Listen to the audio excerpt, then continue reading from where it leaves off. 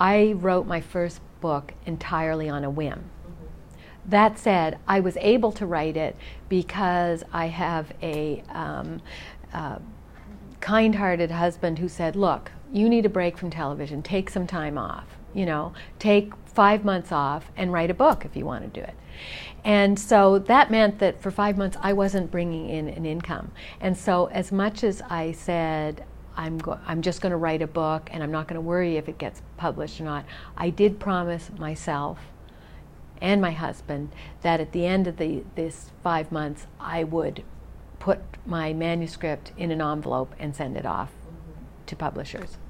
And so I didn't know how to go about that. I went on, I Googled Canadian publishers. I came up with the Canadian Publishers Association website. I looked at all the publishers who did young adult fiction. I sent it off to the 6 who were accepting unsolicited manuscripts. And 2 weeks later, I got a call from Orca, Maggie DeVries, who is one of the most wonderful people I've ever met, saying we'd be interested in publishing your book.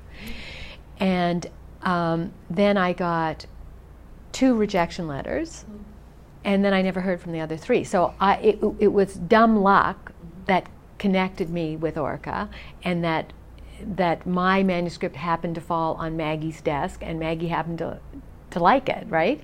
And so then once that happened, I had already, by the time the Puppet Wrangler was up and running, or on its way to being published, I had the idea for Quid Pro Quo.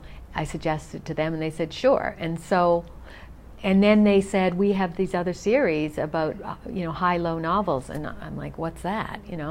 And so I just started doing it with them, and so I have a very comfortable relationship with them, where I call them up and say I have an idea, and they say sure, go ahead. And one of the reasons I really wanted to get out of the television business was all the gatekeepers. There's so much money required to get something on screen. You have to go through, all these different people who will say yay or nay or change it or whatever. And one of the things I love about Orca in particular is just, hey, I got an idea, and sure, go ahead.